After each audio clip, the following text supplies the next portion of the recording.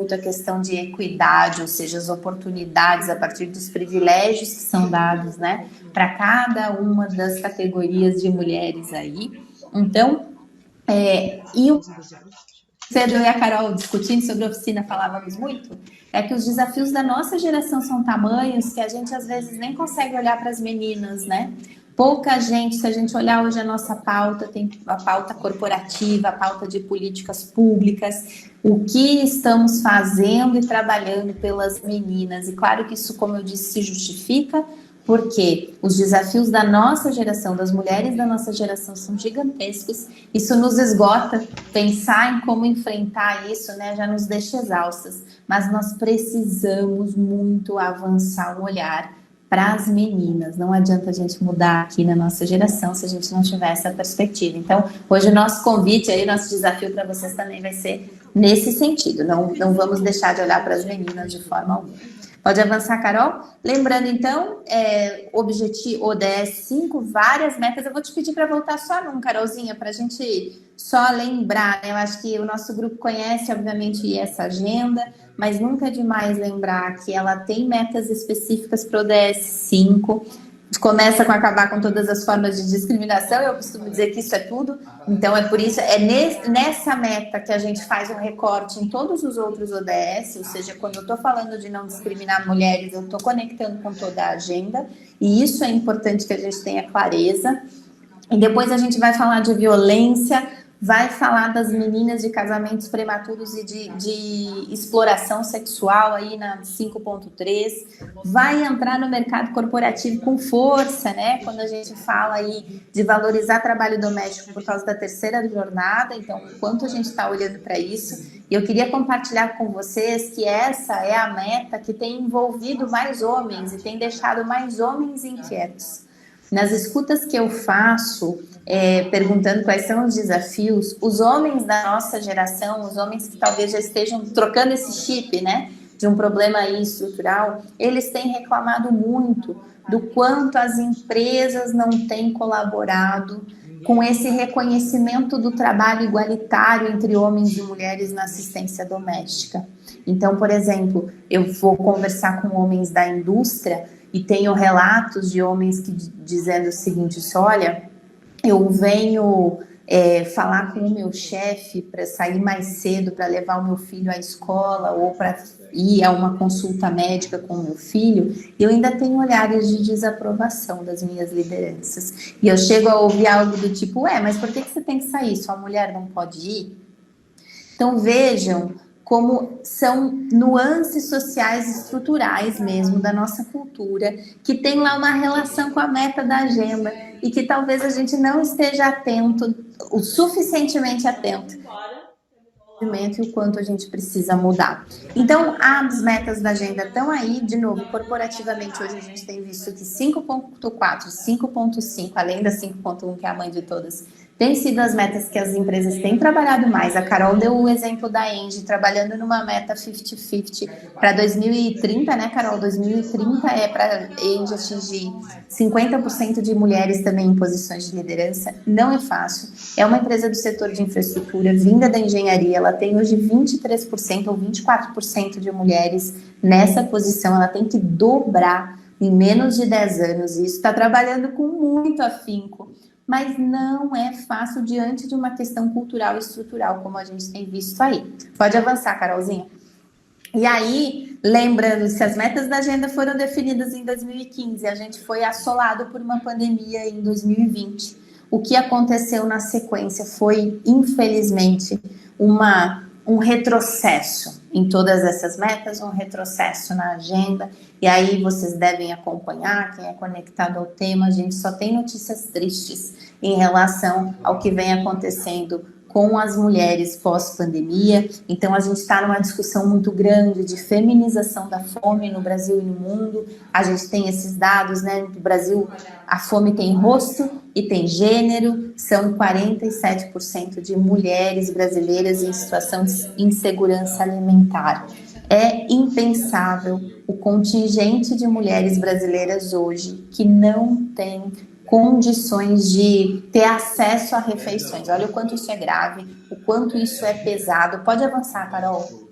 a gente encontrou esse gráfico da FGV que fala da deterioração desse nosso cenário. Ou seja, olhem a diferença, né? Ele é triste para todo mundo, porque a gente só piora a nossa condição de insegurança alimentar de 19 para 21, mas olhem o salto triste que isso dá em relação às mulheres. Enquanto os homens passam de 27 a 33%, que é um número horroroso também, um número gigantesco, as mulheres também quase dobram a sua condição de vulnerabilidade em relação à segurança alimentar. A gente sai de 26% para 47% de mulheres em 2 anos. Então, é gravíssima a situação da feminização da fome. Isso passa a se integrar nas agendas corporativas também.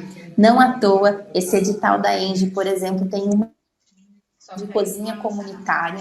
Isso vem de uma escuta muito forte das comunidades, né? As comunidades que rodeiam as usinas em que a ENGIE tem operação, em que as pessoas falavam, as famílias aqui estão em situação de insegurança alimentar, e se a gente tiver como unir, em fazer uma inclusão produtiva, mulheres e produção de alimentos, a gente vai conseguir reverter um pouco esse cenário. A ENGIE imediatamente direciona recursos para isso. Então, tem que agir, e a ação de insegurança alimentar é imediata. É uma agenda, fome não espera, né? É uma agenda que a gente tem que atacar de imediato. Pode avançar, Carol, por favor? Gente, e aí, vamos lá, o recorte do recorte é ainda mais doloroso, né? Isso eu acho que é algo que tem que estar no nosso radar. Então, se eu estou falando de mulher, a situação é difícil. Se eu estou falando de mulher negra, a situação é ainda pior, né?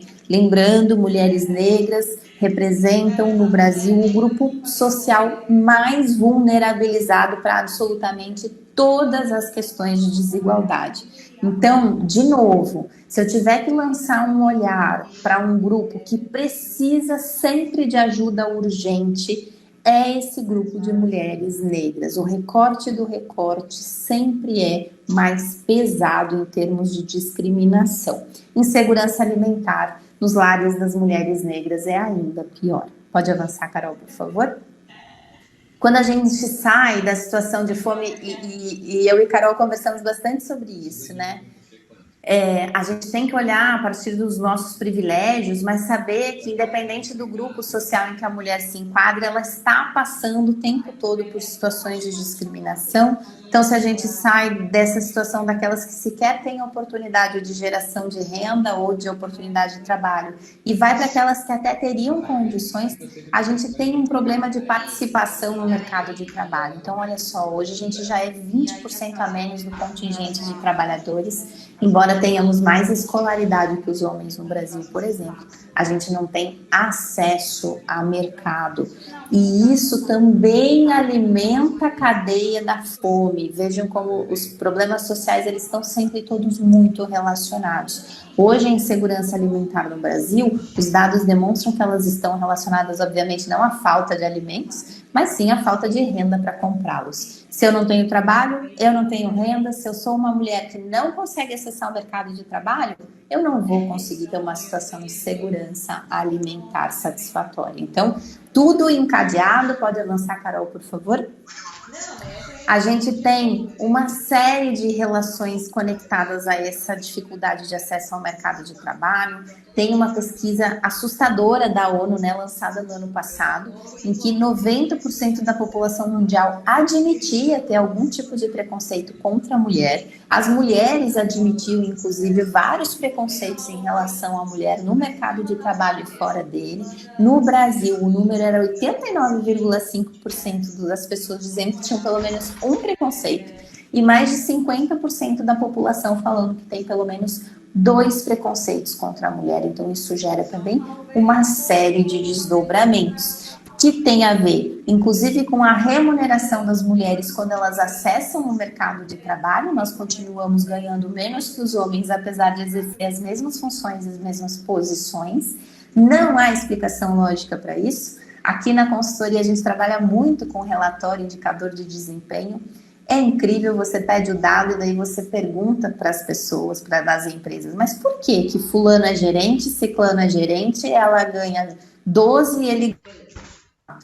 Não há explicação lógica. e isso é desdobramento de discriminação e é desdobramento de preconceito. Então, a gente sabe que esse é um problema, as mulheres não estão conseguindo avançar no mercado de trabalho ainda quando elas acessam.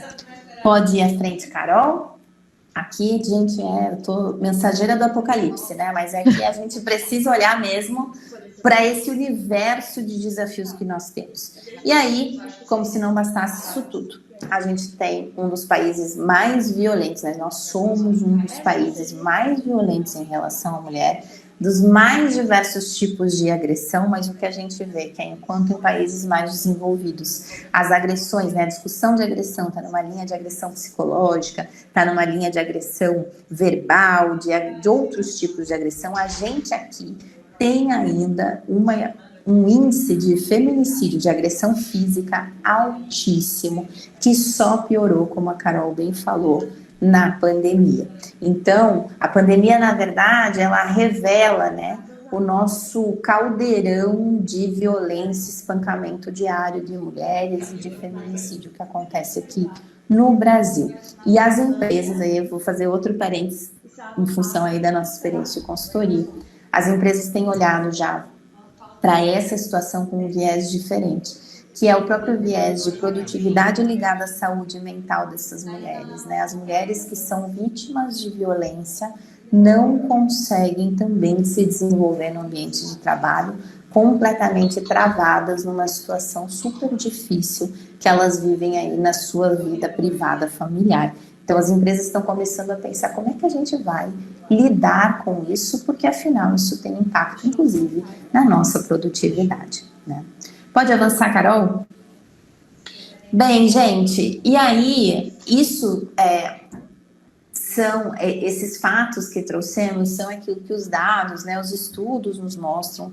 Hoje a gente tem muito dado já, muitas pesquisas sendo desenvolvidas sobre a situação dos recortes de gênero. Acho que é um dos temas dentro do diversidade de gênero e tal, com certeza são os temas mais pesquisados, entre os temas mais pesquisados, deve estar perdendo para carbono só hoje, que é a nova onda aí do momento, né? Mas muito dado existe. Quando a gente conversa com as pessoas, esses dados se confirmam na realidade, como eu falei, né? A gente infelizmente ouve muitas histórias, mas a gente queria ouvir um pouquinho de vocês. Quais são, né, desses ou outros desafios de gênero que vocês têm enfrentado no cotidiano? E aí não precisa ser uma história aí própria, né? Não precisa ser pode ser a partir do lugar de vocês, mas pode ser das histórias que vocês veem no trabalho, que vocês têm percebido nos ambientes que vocês frequentam, convivem ou apoiam. A gente criou até para facilitar um link do Mente aí, né? Então, se vocês conseguirem acessar, todo mundo está conectado, está aí no chat, mente.com, basta colar esse código, acho que a Lê vale colocar o código aí, obrigada.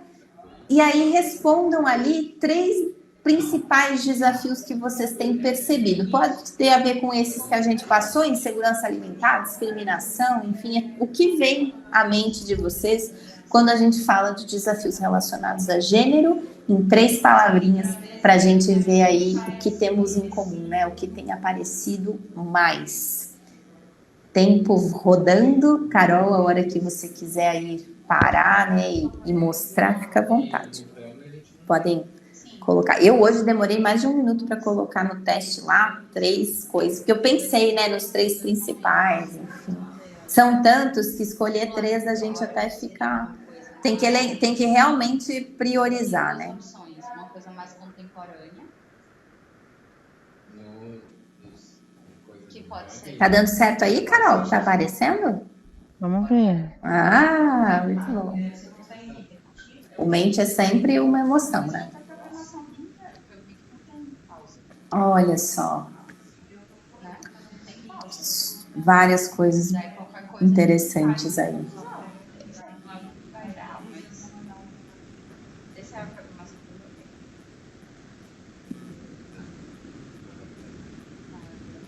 Boa. Será que tem mais? Será que acabou? Vamos lá. Eu vou trazendo, acho que como nós estamos em poucos, o Mente até era uma ferramenta para o caso da gente ter muita gente na oficina querendo falar, e aí não ia dar tempo. Mas quem quiser aqui, a gente está em menos de 15 pessoas. Se algum de vocês quiser comentar alguns desses temas que estão aqui, como é que isso bate para vocês, a gente tem um tempinho aí para falar um pouco, fazer essa escuta e esse compartilhamento. Fiquem muito à vontade aí, abrir o microfone e se apresentar e falar. Olha só. Alguém se habilita? Eu vou falar aqui, né? Puxar o bonde do pessoal. Mas eu coloquei a questão do trabalho e maternidade, né? Tenho uma filha de 2 anos e meio, 2 anos e 8. Eu sou advogada de formação, então né, passei por um processo de transição de carreira também. Hoje trabalho com consultoria, então assim, o momento me machucou muito, assim, marcou muito, né, a minha trajetória profissional, minha relação com a minha filha, enfim, tudo. Esse momento de estou grávida, levo pro escritório, saio depois, beleza, agora vou me colocar no mercado de outra forma, né, ter a minha empresa, como isso, nossa, é muito, né, é difícil a gente entender, a gente se situar, beleza, como que eu vou, né, não é nem conciliar, acho que a palavra não é essa, né, mas como essas coisas todas coexistem em mim e como os outros, né, enxergam isso e trazem isso. Então, por exemplo, quando eu saí do escritório que eu trabalhava antes, é um grande escritório de advocacia, sempre aquele papo, né, não, somos todos uma família, ai, que lindo, bebezinho, paraná.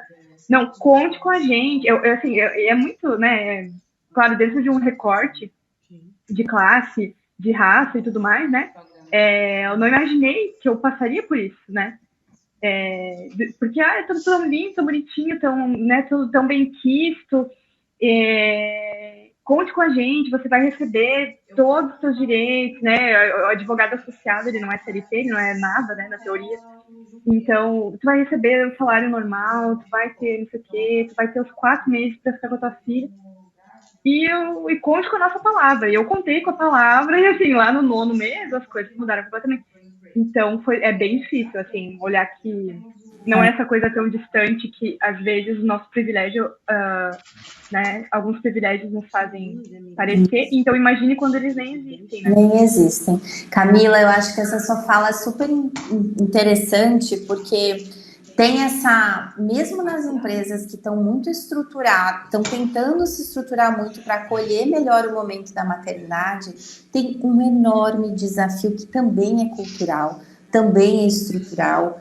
Muitas mulheres são lideradas por homens, e aí a gente tem aí muita dificuldade de entendimento da liderança desses momentos. Tem gente que pensa, né? Tem gente que não contrata porque mulher engravida, tem gente que não contrata porque passa por aí. Mas do seu relato, eu me lembro também de relatos que eu ouço nas rodas de conversa com mulheres, que é assim: a gente vai te apoiar e vai todo mundo te apoiar até a 3ª gripe consecutiva do bebezinho. O bebezinho voltou para a escola, ele pega todas as viroses possíveis em menos de um mês, né?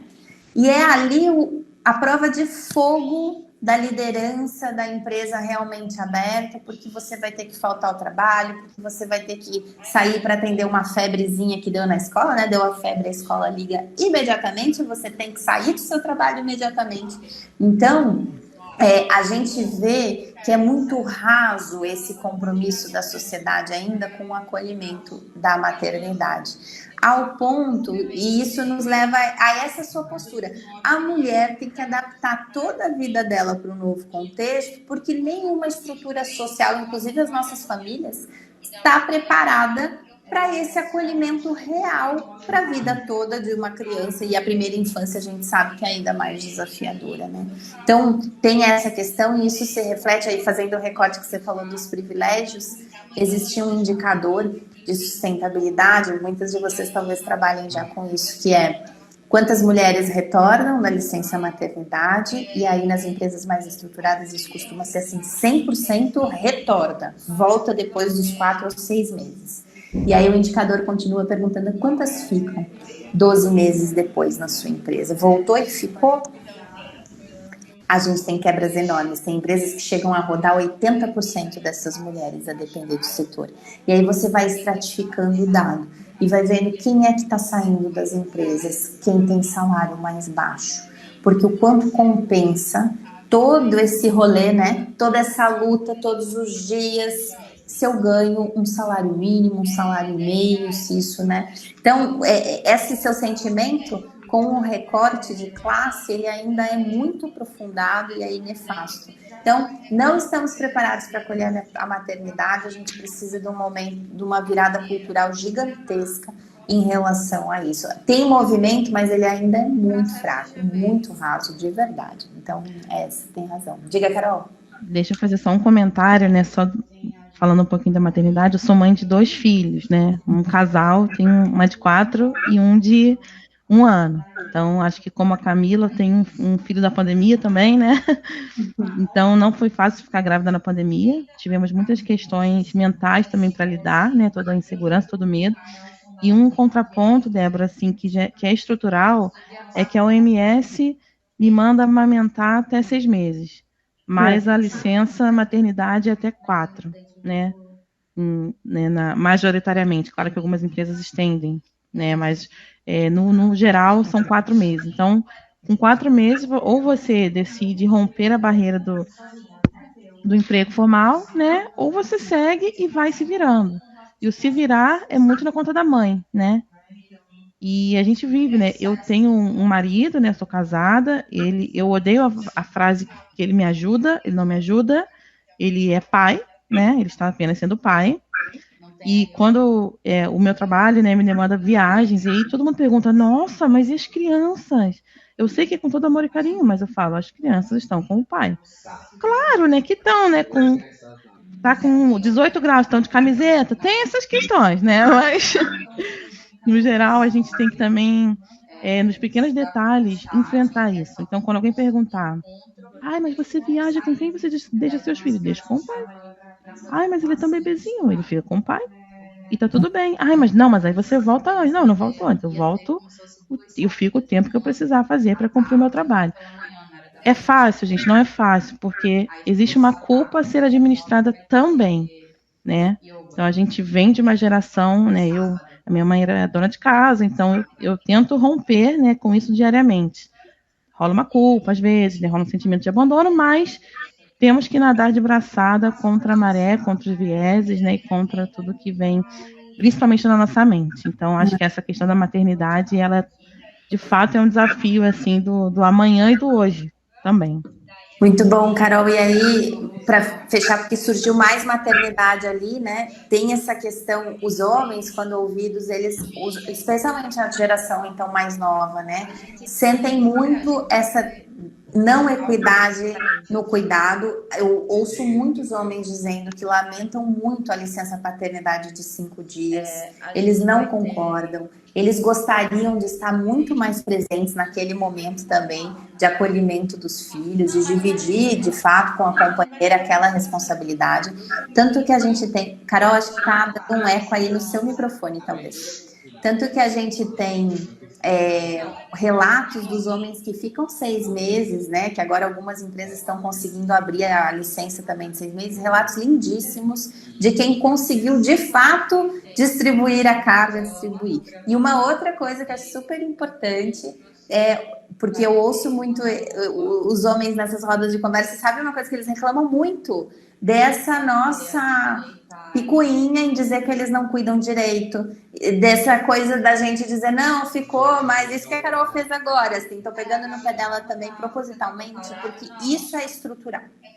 A gente acaba alimentando essa noção de que eles não são capazes e que eles cuidam menos do que a gente. Então, a gente tem que cuidar também com os nossos discursos recorrentes, porque eles alimentam esse fluxo, né? Cada um tem um jeito de fazer e cuidar, isso que a Lê está trazendo para nós.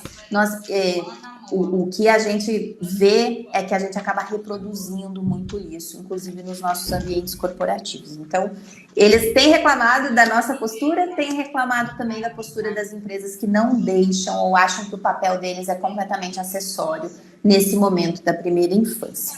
Carol, eu queria aproveitar, a gente está com tempo, queria ver qual é o outro aí no Mente, qual é o outro que apareceu, o outro desafio, para ver se alguém comenta para nós. Você consegue compartilhar a tela? Gente, eu posso só fazer um minuto, porque é bizarro, né? É a prova, assim, ao vivo de que é estrutural. A gente estava falando sobre isso agora, maternidade, gravidez, mercado de trabalho. Eu sou advogada, acabei de receber mensagem de um cliente falando que eu fiz uma proposta de trabalho para uma mulher na segunda-feira e hoje ela descobriu que está grávida. Posso cancelar tudo? Olha! Agora, né? Tipo... É isso, gente. Tá muito longe, né, Camila? Muito longe do ideal. Nossa, e essa resposta que você vai dar? Depois você conta pra gente o que você responde. Olha só, tem uma questão, a palavra correta, a palavra que mais aparece aí no Mint é a mais recorrente, né? Tem uma questão aí de confiança, gente. Eu queria que alguém comentasse. É confiança, a nossa autoconfiança, né? Confiança, a síndrome da impostora clássica, é a confiança do outro no nosso potencial, do nosso trabalho. Quem aí gostaria, por favor, de comentar um pouquinho sobre essa questão da confiança na mulher?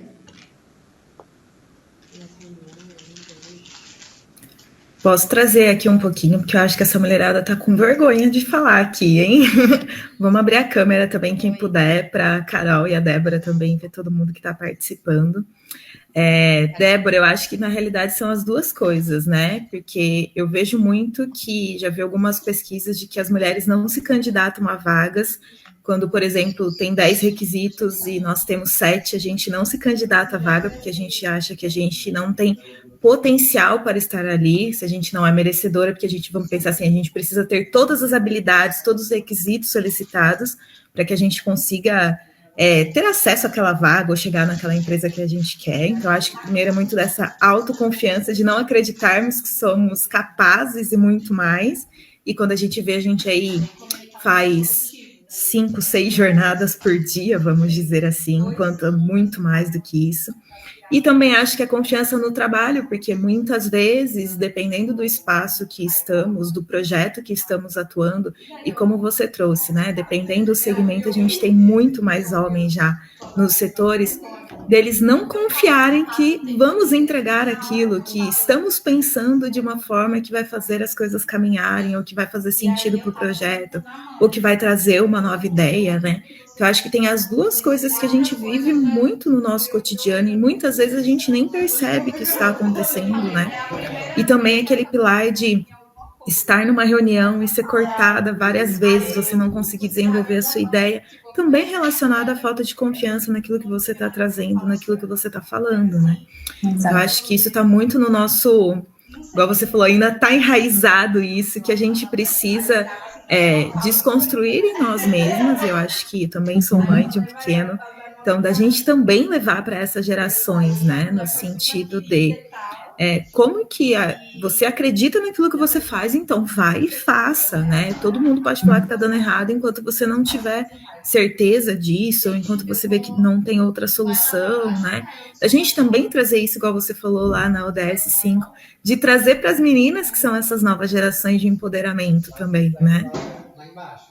Total, Ale, e eu acho que a sua fala vai muito nessas duas direções do que a gente vê muito, assim, e aí, olhem como isso é potente. Eu vou usar um exemplo horroroso, mas é pra gente ver, assim, do chefe do tráfico aos CEOs, o mundo é dominado por mulheres, né? As mulheres no tráfico, eu falo isso porque eu estudei um pouco de sociologia nos ambientes periféricos, elas só assumem quando o marido morre até... Ele é assassinado normalmente, ou ele é preso, até o momento em que outro homem toma o poder lá no morro, né, no lugar. Então, isso é estrutural. Os nossos CEOs, né, são homens, enfim. A gente olha para isso o tempo todo. E essa questão da confiança na mulher nos leva a uma situação de atitudes até imperceptíveis para nós, assim. Então, por exemplo... Eu tenho hoje convívio com muitas mulheres que chegaram ao posto de diretoras, conseguiram alçar as diretorias, que são super visadas e assim, é 7-1 o tempo todo, né? 7 homens para uma mulher quando ela existe. Então, é mais ou menos essa proporção. Mas o que acontece? Essas mulheres ficam numa loucura de confiança que eu preciso provar mais.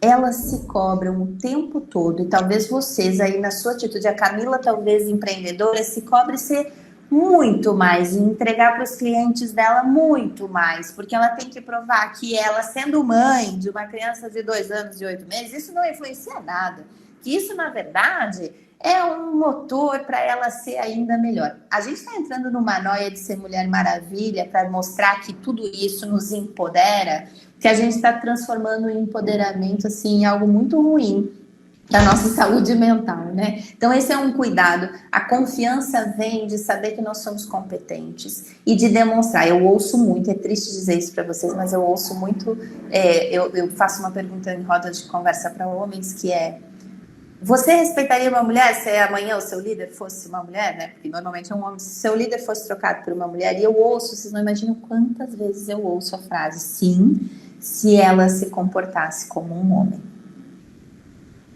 Eu respeitaria se ela se comportasse como um homem. Então, você não quer uma mulher, você quer um homem. Então, assim, é muita coisa para a gente enfrentar. Mas a gente precisa enfrentar. E aí, precisa trazer outras pessoas para essa conversa. Vejam só, uma oficina sobre mulheres reúne apenas mulheres. Eu acho que isso tem muito a ver com os desafios que a gente está enfrentando por aí. Vamos avançar um pouquinho então, porque agora chegou a hora da oficina real, né? Cocriar. Tudo que a gente teve até aqui é muito no sentido para inspirar vocês do tamanho do buraco, como eu falo, o tamanho do desafio. E agora o que a gente vai fazer? Vocês viram que a gente está seguindo fomos, somos e vamos, né? Então nós fomos tudo isso que a gente já mobilizou para essa agenda de gênero, né? Nós somos esse emaranhado de desafios e muita vontade de enfrentar isso, é o que somos agora, mas nós precisamos agir. Nós não temos nem o direito pelas meninas de ficar paradas nós precisamos realmente agir, e o nosso convite de oficina para vocês é exatamente esse. Nós vamos dividir vocês em grupo. Agora eu preciso de ajuda dos anjos aqui, porque para saber quantas pessoas nós temos, e vamos nos dividir em grupos então. Acho que 2 grupos dão super conta do que a gente precisa fazer. Podem dividir em 2 grupos aleatórios aí as pessoas. O que a gente vai pedir a vocês? Olhem para os desafios todos que nós trouxemos e que vocês trouxeram. Escolham 1 ou 2, mas na verdade o que a gente gostaria que vocês pensassem juntos, dialogassem. Proponham uma iniciativa. O que nós poderíamos fazer para virar esse jogo? Poxa, o jogo da confiança, que está em baixa. O que eu podia propor como uma iniciativa empresarial, pública, enfim, para que a gente pudesse trabalhar a confiança nas mulheres? O acolhimento à maternidade. O que a gente podia fazer de verdade? Que iniciativa seria boa? Um programa empresarial? Um programa de política pública? A gente queria que vocês se provocassem, também se desafiassem para pensar o seguinte: muita coisa já vem sendo feita e ainda não é o bastante. O que a gente poderia fazer além? Então, quais iniciativas políticas e projetos, né, podem ser desenvolvidos ou integrados? O que mais pode ser feito?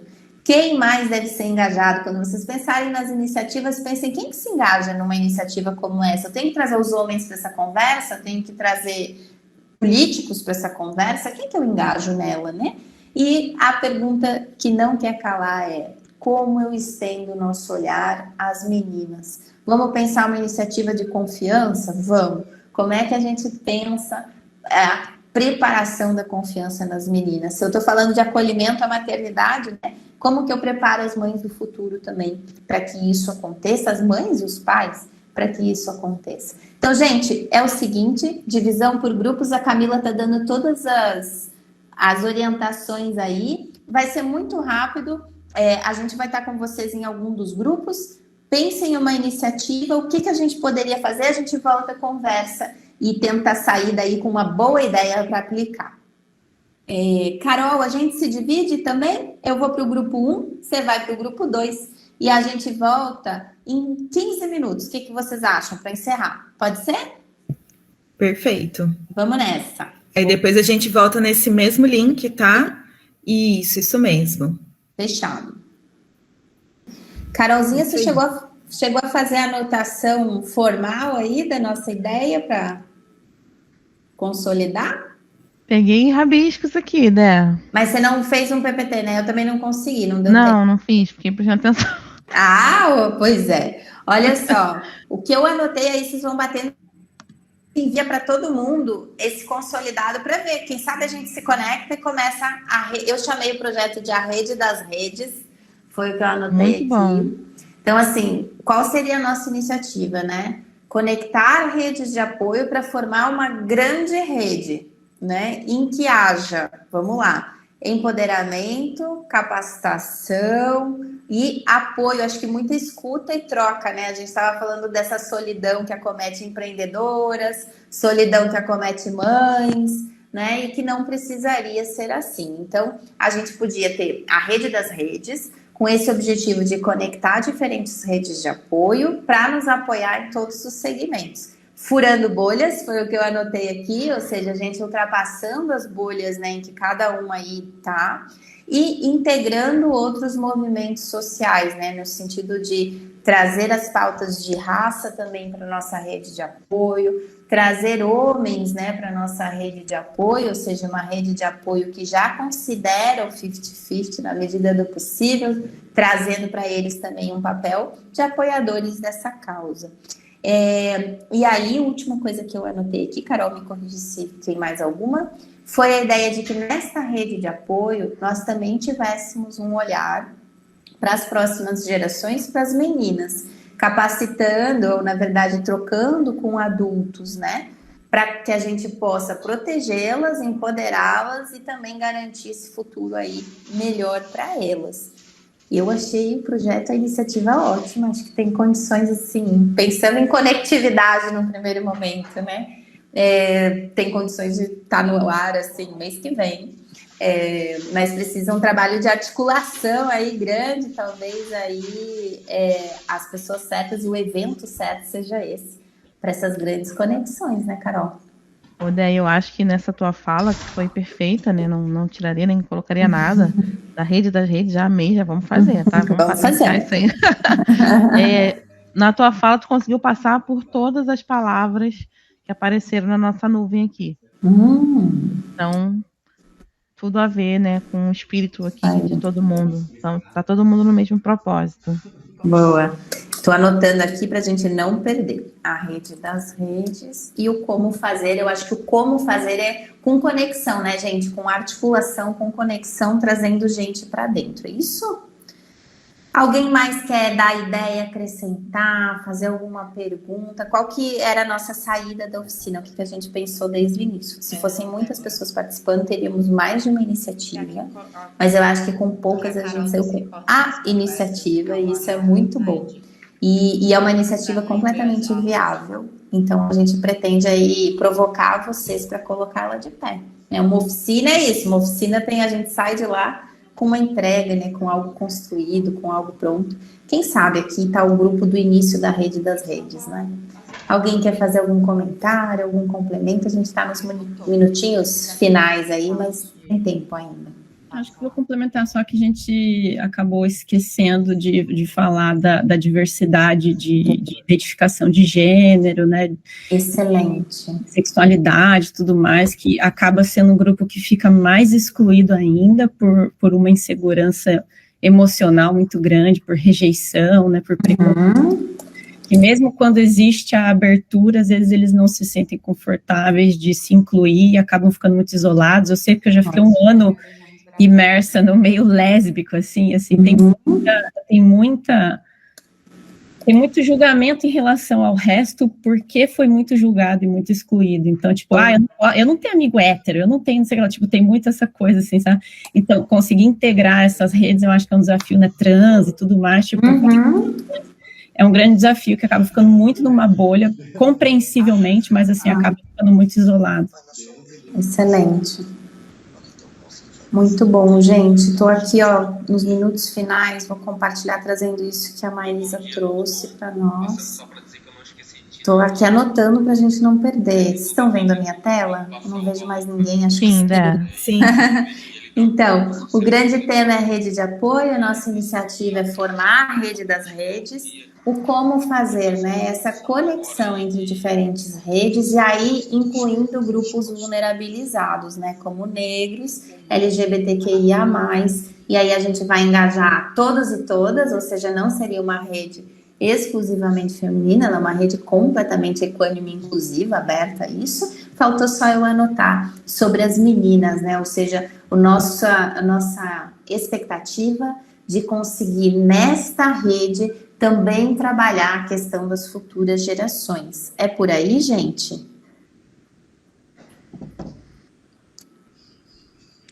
Eu acho que tá ótimo. Então, aqui é só o desenho, né? Mas agora, deixa eu achar vocês que eu me perdi. Pronto. Agora é nosso desafio, então, fazer acontecer. Eu acho que a gente pode se conectar entre nós aqui, LinkedIns da vida, depois a gente passa aí os contatos todos. E quem sabe, né, a gente até aí para 2023 tem a rede das redes formada, com o apoio da Engie, né, Carol? A Engie tá aí. Claro. A Engie tem uma história bem boa, gente, que chama Parcerias do Bem, é um movimento que eles fazem com várias pessoas com o mesmo propósito, várias empresas com o mesmo propósito. A Engie está trabalhando muito pelo Objetivo 17 também, das parcerias pelas metas. E aí, ó, Carol, surgiu um projeto para fomentar. Numa dessa a gente vai inscrever nesse seu edital aí, hein? Ó, edital para empreendedoras. Quem sabe a gente inscreve a rede das redes e já não tem fomento aí. Quem tiver coragem, manda lá, gente. É isso aí. Eu vou até colocar o site aqui, ó. Tem edital, tem prêmio, tem recurso. E agora a gente tem uma boa ideia. Quem tiver coragem, coloca as redes das redes no edital e depois nos conta aí. Conta com o nosso apoio, tá bom? Ale, Camila, hora de concluir, né? Conseguimos. Sim, foi incrível. Eu quero agradecer aqui tanto a presença da Carol, da Débora, essas mulheres maravilhosas trazendo essa pauta aqui que a gente precisa cada vez mais falar, trazer para o nosso dia a dia, né? Trazer, igual a Débora falou, trazer homens, né? E todos para junto disso, não somente nós como mulheres. Então, quero agradecer o tempo de vocês, todas as expertises, né? E todos os ensinamentos que vocês trouxeram também. A Camila, que foi minha anjo aqui nesse momento que a gente teve da oficina, e todas vocês maravilhosas também que se inscreveram, que puderam estar aqui conosco nesse momento, nessa tarde. Tem mais oficinas acontecendo também, logo mais, né? À noite também tem mais algumas aí para começar. Então, continuem com a gente. Quem estiver em Florianópolis, amanhã, dia 4 e dia 5, tem um evento presencial. Então, venham, participem conosco. Tem muita coisa incrível aqui para a gente realmente selar. Eba, a Maísa vem. A gente selar esse festival desse ano que a gente tanto aguardou e que está sendo realmente incrível. Passo aí para vocês, se vocês quiserem se despedir, deixar o LinkedIn também para poder se conectar. Podem mandar no chat também, né? Vamos aproveitar esse espaço, igual a Débora falou, para a gente criar essa rede também. Então, muito obrigada mais uma vez. Passo para vocês, meninas, poderem se despedir. Carol. Meninas, muito obrigada, tá? Foi um prazer, foi muito rico. A gente, de fato, esperava mais gente, mas a preciosidade está aqui, né? Eu acho que foi lindo, perfeito, com quem tinha que estar. E o meu compromisso aqui, né, por estar dentro de uma empresa, né, que é uma empresa grande, relevante no mercado, uma empresa que está listada na bolsa, meu compromisso é levar isso para dentro, né? Tentar cada vez mais enraizar o tema. Ainda bem que eu tenho, né? A gente tem uma abertura muito boa aqui e eu estou pegando vários inputs para mulheres do nosso bairro do ano que vem. Acho que vai sair coisa boa, tá bom? E foi um prazer, foi lindo. Eu vou deixar o meu LinkedIn, quem quiser me seguir lá. E vamos fazer um print depois, né, Ale? Ideia e Camila. Isso, da oficina. Muito bom. Vamos, gente, sim. Só gratidão, né? Essas conversas são sempre ricas. Assim como eu trago aqui o que eu ouvi em outros lugares, certamente eu vou levar para outros lugares o que eu ouvi aqui. E eu acho que esse é o grande barato, né? A gente disseminar a mensagem, falar das experiências. Os temas existem quando a gente conversa sobre eles, né? Quando a gente conversa sobre, nós precisamos falar sobre isso cada vez mais, com um grupo cada vez maior de pessoas. Então, levem para todos os lugares a pauta de gênero, ela nos atravessa em absolutamente todos os ambientes. Tamo junto, o LinkedIn tá ali, a gente adora conversar, qualquer coisa é só chamar. Eu já tô na rede das redes para a hora que vocês quiserem, tá bom? Vamos nessa então, gente. Vamos fazer um print, então? Quer falar, Cá? Não, só ia falar que eu já vou lá chamar, vou correr chamando a Débora e a Carolina. É assim, gosto assim. Vamos fazer uma fotinho. Eu já fiz várias enquanto vocês estavam falando, apresentando, mas agora a gente faz uma oficial, então. Quem conseguir abrir a câmera, a gente agradece, porque daí não fica só a fotinho. Quem não conseguir, tá tudo bem. Arruma e ó o cabelo, Carol. Agora é hora do cabelo. Já joguei, já. Vou fazer um print da gente, então. 1, 2, 3 e... Deixa eu salvar isso, segura. A gente faz outra na sequência, né? Vai que uma dá ruim. Mais uma aí. Pronto. Aê. Muito obrigada mais uma vez, Carol, Débora, pelo tempo de vocês estarem aqui conosco no festival. Também a Camila aqui como Ange, todo mundo que esteve aqui com a gente. E continue conosco, né? Nas próximas oficinas do dia ainda hoje. E 4 e 5 tem presencial, então vamos seguir aí para muita coisa acontecendo.